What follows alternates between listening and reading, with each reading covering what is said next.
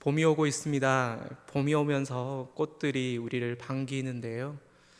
알록달록한 다양한 색깔의 꽃들이 우리를 반기니 너무나도 기쁘고 즐겁고 그리고 또한 행복한 시간인 것 같습니다. 꽃이 많이 피는 이 시기에 저는 생각나는 시가 하나가 있는데 그 꽃이라는 시입니다. 아마 많은 분들이 아실 건데요. 내려갈 때 보았네 올라갈 때 보지 못한 그 꽃이라는 시입니다. 올라갈 때는 피지 않았던 꽃이 내려올 때 피었기 때문일까요? 왜 올라갈 때 보이지 않던 꽃들이 돌아서서 내려올 때 보이게 된 것일까요? 다른 길을 애돌아 온 것도 아닌데 꽃은 분명히 손짓하며 그곳에 피어 있었을 것인데 왜 시인의 눈에는 보이지 않았던 것일까요? 이 시를 읽으면서 어떤 작가는 이런 느낌을 받았다라고 합니다. 할 수 있다면 지금이라도 돌아가 새로 한번 올라왔으면 좋겠다. 올라올 때 그 꽃들을 보았더라면 분명히 내 생각도 달랐을 것이고 따라서 다른 길을 선택했을지도 모를 일이다 라고 글을 적었습니다. 우리가 산을 힘들게 올라가다 보면 꽃을 못 볼 수 있습니다. 내가 무엇인가에 집중하다 보면 주변을 살피지 못하고 바로 옆에 있던 꽃도 못 보게 되는 것이지요. 그런데 생각해 보면 내가 못 본 것이 꽃뿐이겠습니까? 내가 보지 못한 돌도 있을 것이고 내가 보지 못한 나무도 있을 것이며 내가 보지 못한 주변 사람들도 있을 것입니다. 오로지 산을 정복하려는 목적밖에 없으면 그것에만 집중하면 내 발로 흙을 밟고 돌을 밟고 나무를 밟고 어떨 때는 사람도 밟았을 것입니다. 그런데 내려갈 때 꽃이 보이고 있습니다. 산을 내려가는데 길가에 작지만 너무나도 환하게 핀 꽃이 보이고 있습니다. 왜 내려갈 때는 그 꽃이 보였을까요? 예전에 제가 섬겼던 교회에서는 여러 가지 동호회가 있었습니다. 부교육자들은 동호회를 하나씩 담당하게 되었는데요. 제가 맡은 동호회는 등산 동호회였는데 한 달에 한 번 매달 마지막 주 토요일에 전국에 있는 산 중에 하나를 선택해서 등산을 하는 동호회였습니다.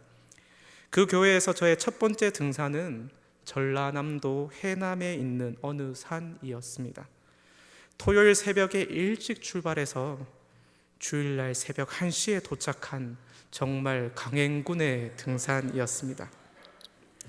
그런데 등산을 한 다음 주 어느 새벽 기도 시간대에 어떤 분이 기도하고 있던 제 옆에 무엇인가를 두고 갔습니다. 그것은 바로 등산 스틱이었습니다. 처음으로 함께 한 등산, 그때 저의 모습이 너무나도 안쓰러웠나 봅니다. 등산을 모르던 저는 등산화 비슷한 것을 신었지만 청바지를 입고 스틱도 없이 따라간 것이었지요. 얼마나 힘들었는지 모릅니다. 시간 자체가 그것을 증명해 주지 않습니까? 그 모습을 안타깝게 보셨던 어느 분이 주중에 등산 스틱을 사서 저에게 주신 것입니다. 저는 그날 그 산을 올라갈 때 어떤 일이 있었는지 아무것도 기억나지 않습니다. 심지어 첫 등산이었음에도 그 산의 이름도 지금 기억나지 않습니다. 그래서 해남에 있는 어느 산이라고 이야기했습니다. 이것을 준비하면 제가 검색을 해봤거든요. 도무지 무슨 산인지 기억이 나지 않습니다. 그런데 오직 하나만 기억이 납니다. 내려올 때 먹었던 파전, 그것은 기억이 납니다. 올라갈 때 보지 못했던 꽃이 내려올 때 보이는 이유는 주변을 둘러볼 수 있는 조금의 여유가 생겨서 그런 것은 아닌가 한번 생각해 보게 됩니다. 그 등산 이후에 저는 생각했습니다. 산이라는 곳은 아무나 올라갈 수 있는 곳이 아니구나. 산이라는 곳은 누구나 올라갈 수 있는 것도 아니구나. 산이라는 곳은 누군가에게는 접근할 수 없는 벽이고 누군가에게는 너무나도 먼 곳이며 누군가에게는 넘지 못할 큰 곳일 수 있구나라고 생각했습니다. 하지만 다르게 생각해 보면 산에 올라갔다는 것 자체가 누군가와 구별된 자이고 특별한 존재임을 우리에게 알려주기도 합니다. 장애가 있는 분은 산에 올라갈 수 없거든요. 아픔이 있는 분도 산에 올라갈 수 없기 때문입니다. 체력적으로 힘들어하는 사람도 산에 올라갈 수 없습니다. 고령인 사람도 산에 올라갈 수 없고 나이가 너무 어린 사람도 산에 올라갈 수 없습니다. 일전에 누군가와 팔공산 갓바위를 올라간 적이 있습니다. 함께 산을 올라간 사람이 그곳에 있는 불상을 보면서 다음부터는 그 산에 올라가지 않겠다라고 다짐을 했습니다. 자신이 가지고 있는 신념으로 산을 올라갈 수 없는 사람도 있습니다. 이처럼 산이라는 곳, 높은 곳은 특별한 곳이고 구별된 곳이고 그리고 다가갈 수 없는 곳, 그곳이 바로 산이라는 존재입니다. 그런데 오늘 말씀 1절을 보면 이렇게 말씀하고 있습니다. 예수께서 산에서 내려오시니 수많은 무리가 따르니라 라고 말씀하고 있습니다. 예수님은 산에서 내려오셨습니다. 높은 곳에 계시다가 낮은 곳으로 오셨습니다. 빌립보서 2장 6절에서 8절은 이렇게 말씀하고 있습니다. 그는 근본 하나님의 본체시나 하나님과 동등됨을 취할 것으로 여기지 아니하시고 오히려 자기를 비워 종의 형체를 가지사 사람들과 같이 되셨고 사람의 모양으로 나타나사 자기를 낮추시고 죽기까지 복종하셨으니 곧 십자가에 죽으심이라 라고 말씀합니다. 왜 예수님께서는 자기를 비워 종의 형체를 가지사 사람들과 같이 되셨을까요? 왜? 높은 산에서 낮은 땅으로 내려오신 것일까요? 2절의 말씀을 한번 보겠습니다. 2절의 말씀 우리 같이 한번 읽어보겠습니다. 시작. 한 나병 환자가 나와 절하며 이르되 주여 원하시면 저를 깨끗하게 하실 수 있나이다 하거늘. 산에서 예수님이 내려오셨을 때 나병 환자가 찾아와서 그 앞에 절을 합니다. 그런데 나병 환자라는 글자 앞에 한이라는 단어가 있음을 우리는 발견하게 됩니다. 한이라는 말은 한 사람이라는 말이고 한이라는 말은 불특정 다수가 아니라 특정 한 사람을 지칭한다라는 말인 것이죠. 결국 이 한 사람은 누군가가 아니라 그 사람, 바로 그 사람인 것입니다. 예수님께서 산에서 내려오셨을 때 한 사람이 예수님께 나와 절하고 있습니다. 여기서 또다시 왜 예수님은 산에서 내려오셨을까요? 산에서 내려온 예수님은 그 사람, 한 사람을 찾아간 것입니다. 그 사람을 위해서 산에서 내려오신 것이지요. 마태복음 8장 18절에도 보면 이런 말씀이 있습니다. 예수께서 무리가 자기를 애워 사는 것을 보시고 건너편으로 가기를 명하시니라 라는 말씀이 있습니다. 예수님께서 건너편으로 가자라고 명하셨어요. 왜냐하면 무리가 예수님을 애워싸고 있었기 때문이지요. 그런데 진짜 건너편으로 가신 이유가 8장 28절에 나오는데요. 8장 28절에 이렇게 말씀하고 있습니다. 우리 같이 한번 읽어볼게요. 시작. 또 예수께서 건너편 가다라 지방에 가심에 귀신 들린 자 둘이 무덤 사이에서 나와 예수를 만나니 그들은 몹시 사나워 아무도 그 길로 지나갈 수 없을 지경이더라. 아멘. 무리가 애워싸고 있어서 그것을 피하려고 건너편으로 가신 것처럼 보이지만 사실은 건너편 가다라 지방에 귀신 들린 자가 있었는데 그 사람이 몹시 사납고 아무도 그 사람을 만나지 않고 있어서 예수님은 그 사람을 만나려고 직접 건너편으로 가신 것이지요. 오늘의 말씀, 예수님은 왜 산에서 내려오셨을까요? 나병 환자가 예수님께 나아가 절하였다고 성경은 말씀하지만 사실은 예수님께서 한 나병 환자를 찾아와 만나신 것입니다. 이것은 우리에게 무엇을 말씀하시는 걸까요?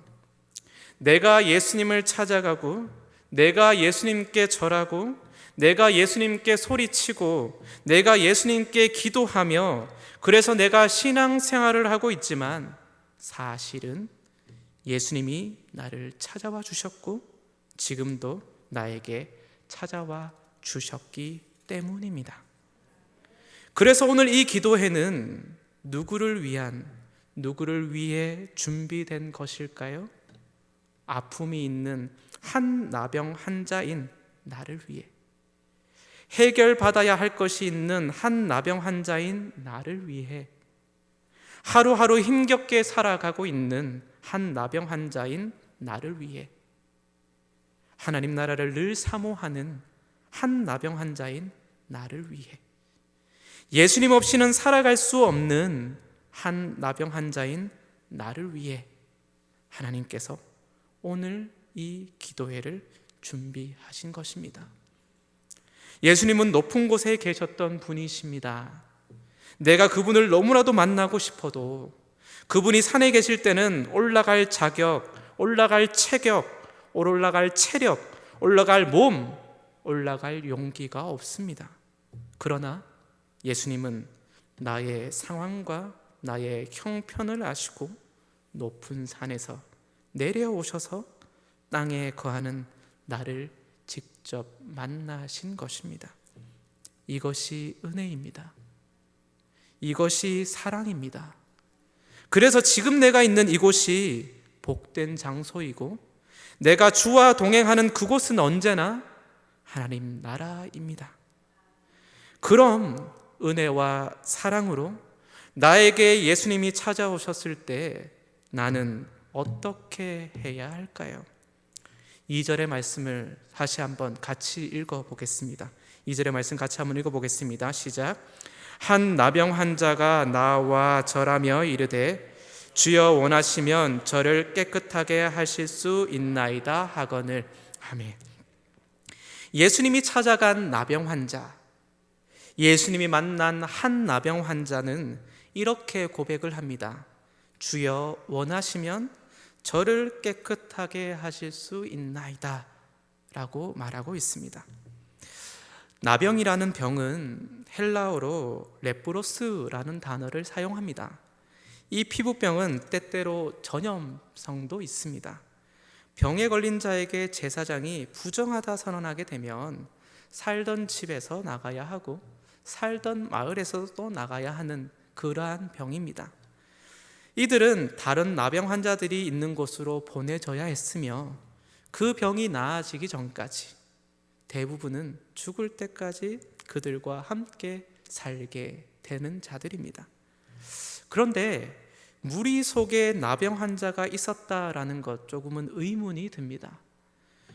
혼자 시름시름 앓으며 나병을 숨기며 두려움과 걱정 속에 살았던 나병 환자는 아니었나 한번 상상도 해봅니다. 어찌되었든 예수님을 만난 한 나병 환자는 깨끗하게 되길 원했던 것 같습니다. 깨끗하다라는 말은 피부가 깨끗하게 된다라는 의미도 있지만 부정한 몸이 아닌 정결한 몸, 죄인이 아닌 깨끗한 사람이라는 의미도 포함되어져 있습니다. 한 나병 환자가 질병에서 그리고 그 사회 속에서 깨끗하게 되어지길 원하는 것, 그것은 당연한 것이지요. 그런데 깨끗하게라는 말보다 한 나병 환자가 주여 원하시면 이라는 말을 했다라는 것에 우리는 주목해야 합니다. 더러운 사람이니까 깨끗하게 되길 원하는 것 당연하지요. 한 나병 환자는 주여 원하시면 이라는 말을 먼저 했다라는 거예요. 앞서 했다라는 겁니다. 기도빨이라는 말을 아마 다들 들어보셨을 것 같습니다. 어떤 분은 저에게 오셔서 기도빨이 셀 것이니 목사님 기도 세게 해주세요 라고 저에게 부탁을 하시는 분도 계십니다. 제가 원하오니, 제가 정말 원하오니 저를 깨끗하게 해주십시오. 내가 얼마나 간절히 원하는지 아시지요? 그러니 저를 깨끗하게 해주십시오. 이런 간절함이 기도의 응답의 비결이고 이것을 기도빨이라고 말을 합니다. 내가 원하는 것을 예수님께 강요하는 것, 그것을 센 기도라고 우리는 보통 말을 합니다. 그러나 한 나병 환자가 하고 있는 주여 원하시면 이라는 말은 주께서 원하지 않으시면 깨끗하게 하지 않으셔도 됩니다 라는 뜻이 그 가운데 내포되어져 있는 것이고, 더 나아가서는 내 뜻이 아니라 주님의 뜻대로 이어지기를 원합니다 라는 것이 그 가운데 들어가 있는 것입니다. 내가 원하는 것이 깨끗함이라는 것, 그것이 내가 원하는 것이 있지만 주도권이라는 것이 내가 아니라 누구요? 예수님에게 있다는 것, 이것이 바로 한 나병 환자의 부르짖음이었습니다. 마태복음 7장 21절에 이런 말씀이 있어요. 나더러 주여 주여 하는 자마다 다 천국에 들어갈 것이 아니요 다만 하늘에 계신 내 아버지의 뜻대로 행하는 자라야 들어가리라. 이것은 무엇을 말하는 것입니까? 예수님께서 한 나병 환자에게 찾아오셨으니 나병 환자의 뜻이 아니라 찾아가신 분, 만나러 오신 분, 그분의 뜻, 그분이 오신 이유, 그의 뜻, 주의 뜻이 중요한 것이지요. 그리고 오늘 말씀 3절을 한번 보겠습니다. 예수께서 손을 내밀어 그에게 대시며 이르시되 내가 원하노니 깨끗함을 받으라 하시니 즉시 그의 나병이 깨끗하여진지라. 예수님께서는 나병 환자에게 손을 내밀어 만지시면서 뭐라고 말씀하십니까? 내가 원하노니 깨끗함을 받으라 라고 말씀합니다. 더러운 몸을 직접 만지시면서 네가 원하노니 깨끗함을 받으라 라고 하시지 않으시고 뭐라고요? 내가 원하노니 깨끗함을 받으라 라고 말씀하시는 겁니다. 그럼 우리는 다시 한번 생각해 볼 필요가 있습니다. 예수님은 왜 나병 환자를 찾아오셨을까요? 찾아오신 뜻, 이유는 무엇일까요? 성도님들에게 예수님께서 찾아가신 이유는 무엇일까요? 저는 목사가 되면서 수많은 장례를 진행했고 앞으로도 또한 진행해야 합니다. 장례를 할 때 유족분들에게 임종은 보셨습니까? 물어볼 때가 있고, 유족들을 통해서 이런 유언을 돌아가시기 전에 또는 생전에 하셨습니다 라는 말을 들은 적이 있습니다. 유언이라는 것, 그것은 무엇일까요? 제가 생각할 때 자신이 가지고 있는 가장 소중한 것, 가장 소중한 가치를 이야기하는 것, 그것이 유언은 아닐까라고 생각합니다. 내가 함께한 사람을 그 누구보다 사랑했다라는 고백, 그리고 앞으로 이런 가치를 가지고 살아갔으면 좋겠다라고 하는 그런 당부, 이것이 고인이 가지고 있던 가장 소중한 가치이고 그의 뜻이고 그것이 바로 유언이지요. 예수님께서 살아 생전에 공생애를 사시면서 많은 말씀을 하셨지요. 그것이 성경에 다 기록되어져 있습니다. 하지만 십자가에 죽으시면서 유언과 같은 말씀을 하셨는데 그 말씀을 통해서 주의 뜻, 가장 소중한 가치가 무엇인가 우리는 한번 생각해 보아야 합니다. 누가복음 23장 34절에 이런 말씀이 있습니다. 누가복음 23장 34절인데요. 우리 같이 한번 읽어보겠습니다. 시작. 이에 예수께서 이르시되 아버지 저들을 사하여 주옵소서 자기들이 하는 것을 알지 못함이다 하시더라. 아멘. 예수님께서 십자가상에서 말씀하셨습니다. 뭐라고 말씀하셨습니까? 저들을 사하여 주옵소서, 자기들이 하는 것을 알지 못함이니이다 라고 말씀하고 있습니다. 이 말은 저는 이렇게 해석해 봅니다. 저들이 무식하다라는 말입니다. 아무것도 몰라서 무식한 것이 아니라 무엇을 하는지 알지 못하는 무식을 말하고 있습니다. 왜 무엇인가를 하고 있으면서도 무엇을 하는지 알지 못할까요? 그것은 주인을 모르고 주인인 양 살고 있기 때문입니다. 무엇을 하든지 하나님이 주인이고 하나님의 주인됨을 알아야 합니다. 나에게 찾아오시는 분이 주인임을 우리는 알아야 하는 것이지요. 그 주인이 나의 삶을 보살피심을 나는 알아야 합니다. 그런데 그것을 모르면서 아는 척하고 그래서 진짜 주인을 죽이는 삶을 살았던 것이지요. 이것을 자기들이 하는 것을 알지 못함이다, 이렇게 예수님께서 말씀하고 있는 것입니다. 예수님은 그래서 우리에게 찾아오셨습니다. 그리고 말씀하십니다. 저들을 사하여 주소서라고 말씀합니다. 내가 주인이 아닌 것을 알아야 하고 나는 약하고 사함이 필요한 죄인임을 우리는 알아야 합니다. 이것이 바로 하나님의 뜻입니다. 죄인임을 알고 하나님의 주인됨을 알고 내가 약함을 알 때 우리는 하나님을 만날 수 있습니다. 그리할 때 자격이 없지만 높은 산으로 우리는 올라갈 수 있습니다. 그리할 때 하나님의 백성이라는 꽃이 될 수 있고 그 속에 살면서 진정한 영생이라는 꽃을 또한 볼 수 있게 되는 것이지요. 나는 약합니다. 나의 주인이 되어 주십시오. 나는 죄인입니다. 나의 주인이 되어 주셔서 사하여 주십시오. 나는 그것을 원합니다. 그때 예수님께서 나병 환자에게 말씀하십니다. 그래, 내가 원하는 것을 고백했구나. 깨끗하게 되어라. 나의 약함을 고백하는 것이 바로 주의 뜻입니다. 나의 죄인됨을 고백하는 것이 바로 주인의 뜻입니다. 하나님이 주인됨을 고백하는 것, 그것이 바로 주의 뜻입니다.